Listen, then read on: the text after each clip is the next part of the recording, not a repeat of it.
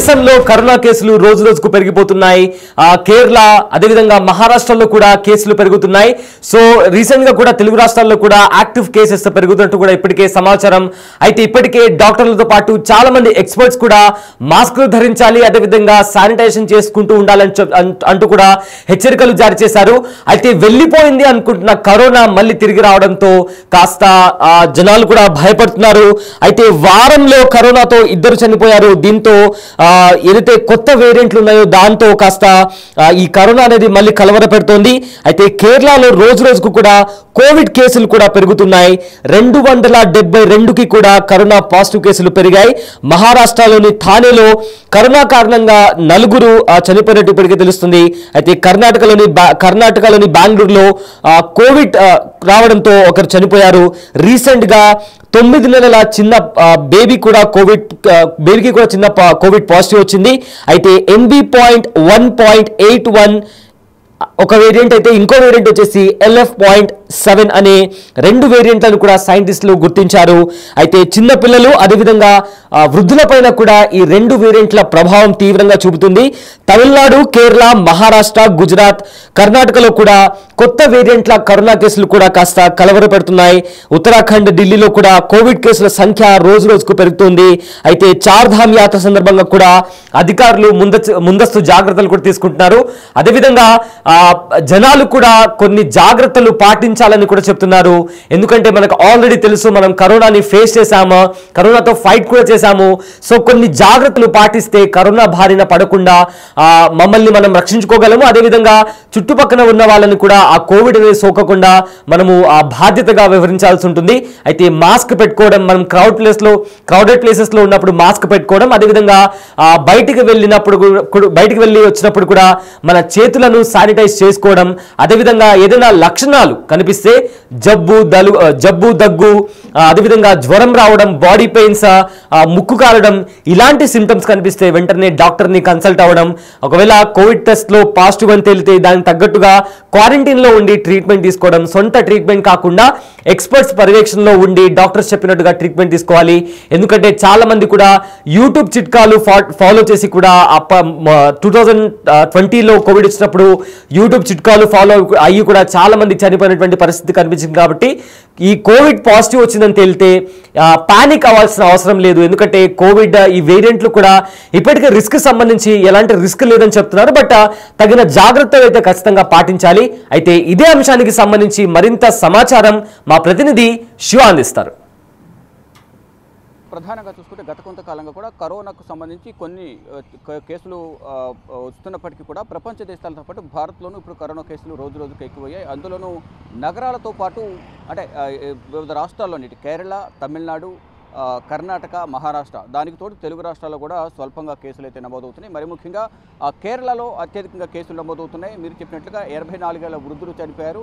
ఆయన అంటే వృద్ధులు, చిన్నపిల్లల్లో ఏదైతే రోగ నిరోధక శక్తి అనేది చాలా తక్కువ ఉంటుంది. వారికి వచ్చిన జలుబు కానీ, దగ్గు కానీ ఇటువంటి సిమ్టమ్స్ వల్ల కరోనాకి రావడం అంటే నిర్లక్ష్యం చేయడం వల్ల కూడా కొంత ఇటువంటి ప్రమాదాలు, ఇటువంటి మరణాలు జరుగుతున్నాయనేది కూడా కేంద్ర ఆరోగ్య శాఖ చెప్తుంది. జలుబు, దగ్గు ఎక్కువ రోజులు, 1 కన్నా 2 రోజులు, 3 రోజులు వస్తే కనుక వెంటనే డాక్టర్ను సంప్రదించండి, వారు ఇచ్చే సూచనలు పాటించండి, మాస్కులు కంపల్సరీ ధరించండి, శానిటైజర్ వినియోగించండి. మొదటి నుంచి కూడా కేంద్ర ప్రభుత్వం కానీ రాష్ట్ర ప్రభుత్వానికి సంబంధించిన ఆరోగ్య శాఖ అధికారులందరూ కూడా ఇదే చెప్తూ ఉన్నారు. కానీ ప్రజలంతా కూడా నిర్లక్ష్యం వహిస్తూ వస్తున్నారు. దానికి భారీ మూల్యం చెల్లించుకోవాల్సిన పరిస్థితి వచ్చింది. దానికి సంబంధించి గతంలో కూడా కరోనా ఏ విధంగా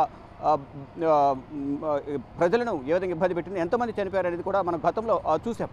భారీ మూల్యం చెల్లించుకున్న పరిస్థితి గతంలో చూసాం. దాన్ని దృష్టిలో పెట్టుకుని దాని నుంచి గుణపాఠం నేర్చుకోవాలి, ప్రతి ఒక్కరు కూడా జాగ్రత్తలు తీసుకోవాలి, నిర్లక్ష్యం వహించొద్దంటూ కూడా కేంద్ర ప్రభుత్వం ఆదేశాలు జారీ చేస్తుంది, పలు సూచనలు చేస్తోంది. మరోపు ప్రపంచ దేశాల్లో ఏదైతే సింగపూర్ కానీ, చైనా కానీ ఇతర దేశాల్లో వస్తున్న కరోనా కేసులను దృష్టిలో ఉంచుకొని భారత్లో కూడా ఇవి పెరిగే అవకాశం ఉంటుంది. కాబట్టి మొదటి నుంచే తగిన జాగ్రత్తలు తీసుకోవడం ద్వారా అందరూ కూడా సురక్షితంగా ఉండొచ్చు అనేది కూడా కేంద్ర ఆరోగ్య శాఖ చెప్తుంది. ఎప్పటికప్పుడు కేంద్ర ఆరోగ్య శాఖ కార్యదర్శి సమీక్షలు నిర్వహించి రాష్ట్రాలను అప్రమత్తం చేస్తున్నారు. రాష్ట్రాల్లోని హాస్పిటల్స్లో ICU బెడ్స్ కానీ, కరోనా బెడ్స్ అనేవి పెంచాలి, కరోనా దృష్ట్యా పెరుగుతున్న దృష్ట్యా అందరూ కూడా అప్రమత్తంగా ఉండాలంటూ కూడా దేశంలోని అన్ని రాష్ట్రాల ఆరోగ్య శాఖ అధికారులకు ఆరోగ్య శాఖ మంత్రులకు తెలియజేస్తున్నారు. ఇక కేరళ విషయానికి వస్తే కేరళలో దాదాపు 270 పైగా కేసులు నమోదయ్యాయి. దానిలో వృద్ధులు అలాగే ఎక్కువగా ఉన్నట్లు తెలుస్తోంది. అక్కడ మార్కెట్లు ఎక్కువ ఉండటం వల్ల మార్కెట్ నుంచి ఎక్కువగా ఈ వ్యాప్తి అనేది ఎక్కువగా ఉంటుంది. మరోవైపు వేణాడ్ జార్జ్ కేరళ ఆరోగ్య శాఖ మంత్రి వేణాడ్ జార్జ్ ఎప్పటికప్పుడు సమీక్ష సమావేశాలు నిర్వహిస్తూ ప్రజలను అప్రమత్తం చేస్తూ అధికారులను కూడా అప్రమత్తం చేస్తూ తగిన జాగ్రత్తలు తీసుకోవాలి. ఏదైనా సిమ్టమ్స్ అనిపిస్తే మాత్రం వెంటనే డాక్టర్స్ను సంప్రదించండి, వారు ఇచ్చే సూచనలు పాటించండి.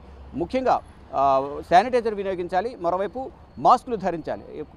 ప్రతి ఒక్కరు కూడా మాస్కులు ధరించడం, శానిటైజర్ వినియోగించడం ద్వారా కొంతవరకు కరోనాను నివారించవచ్చు. ఒకవేళ సిమ్టమ్స్ వచ్చిన సీజనల్ వ్యాధులు ఉంటాయి, సీజనల్ వ్యాధులతో పాటు కరోనా సిమ్టమ్స్ కూడా ఈక్వల్గా ఉంటున్నాయి కాబట్టి అందరూ తగిన జాగ్రత్తలు తీసుకోవాలని కూడా చెప్తున్నారు. ఇక తెలుగు రాష్ట్రాలకు సంబంధించి ఇటు వైజాగ్, ఇటు తెలంగాణ ప్రాంతాల్లో కూడా ఈ కరోనా కేసులు అనేది ఎక్కువ అవుతున్నాయి. ఇటు తెలుగు రాష్ట్రాల్లో కూడా అప్రమత్తమైన నేపథ్యంలో ఇక్కడ ఇటు గాంధీ ఆసుపత్రులు కూడా ఐసీయూలు అలాగే కరోనా బెడ్స్ కూడా ఏర్పాటు చేశారు. మొత్తంగా చూసుకుంటే ఎక్కడికక్కడ భారత్లో కరోనా కేసులు పెరుగుతున్న నేపథ్యంలో ఇటు మహారాష్ట్రలో కానీ ఇటు తమిళనాడులో కూడా కరోనా కేసులు పెరుగుతున్నాయి. అందరూ కూడా అప్రమత్తంగా ఉండాలి. కొత్త వేరియంట్లు 2 కొత్త వేరియంట్లు వస్తున్నాయి. NB 1.8.1 అలాగే F7 అనే ఒక కొత్త వేరియంట్లు వస్తున్నాయి. కాబట్టి అంటే అంత ప్రమాదకరం కాకపోయినప్పటికీ కూడా జాగ్రత్తగా ఉండాలి. నిర్లక్ష్యం వహిస్తే మాత్రం ప్రాణానికి నష్టం జరిగే అవకాశం ఉంటుంది. కాబట్టి ప్రతి ఒక్కరు కూడా జాగ్రత్త వహించాలి. కరోనా దృష్ట్యా అనేది అందరికీ కేంద్ర ఆరోగ్య శాఖ అలాగే రాష్ట్ర ప్రభుత్వాలు కూడా అలర్ట్ జారీ చేస్తూ ఉన్నాయి.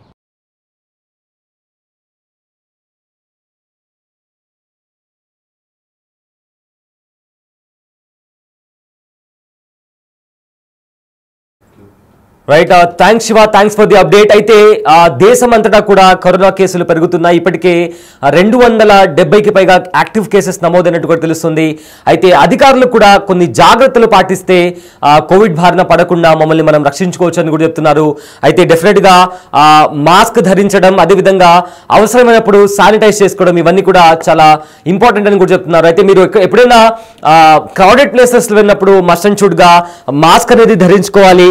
అండ్ ఆల్సో కంపల్సరీ మీరు బయటకు వెళ్ళి వచ్చిన తర్వాత కూడా శానిటైజ్, మీ చేతులను కూడా ఖచ్చితంగా శానిటైజ్ కూడా చేసుకోవాల్సినటువంటి పరిస్థితి కనిపిస్తుంది. అయితే మనం గతంలో కూడా ఇవి పాటించాము. ఇప్పుడు మళ్ళీ ఇంకోసారి కూడా ఈ రూల్స్ అనేవి ఫాలో అయితే ఆ కోవిడ్కి సంబంధించిన చైన్ని మనం బ్రేక్ చేయగలిగితే అది ర్యాపిడ్గా స్ప్రెడ్ అవ్వకుండా మనల్ని మనం కాపాడుకోవచ్చు అని చెప్తూ కూడా ఇప్పటికే అధికారులతో పాటు హెల్త్ ఎక్స్పర్ట్స్ కూడా చెప్తున్నారు. సో కంపల్సరీగా ఒక శానిటైజర్ కూడా మీ దగ్గర పెట్టుకోండి. అండ్ ఆల్సో మాస్క్ ని కూడా యూజ్ చేయండి అని చెప్పి కూడా అంటున్నారు. అయితే మొత్తం మీద చూసుకుంటే ఇప్పటికే చాలా స్టేట్స్లలో కూడా కోవిడ్ వార్డ్స్ ని కూడా రెడీ చేస్తున్నారు. హాస్పిటల్ బెడ్స్ కి సంబంధించి కూడా షార్టేజ్ అవ్వకుండా ముందస్తు చర్యలు కూడా తీసుకుంటున్నారు. ఎందుకంటే గతంలో కూడా హాస్పిటల్ బెడ్స్ కి సంబంధించి కూడా తీవ్ర సమస్యలు ఎదుర్కొన్నారు. సో అలాంటి సమస్యలు ఎదుర్కోకుండా ముందస్తు జాగ్రత్తలుగా అధికారులతో పాటు రాష్ట్ర యంత్రాంగం దేశంలో ఉన్న ప్రతి హాస్పిటల్లో కూడా హాస్పిటల్ బెడ్స్ ఉండేలా కూడా చూసుకుంటున్నారు. అయితే ప్రజెంట్ రిస్క్ కి సంబంధించి భయపడాల్సిన అవసరం లేదు, పానిక్ అవ్వాల్సిన అవసరం లేదు.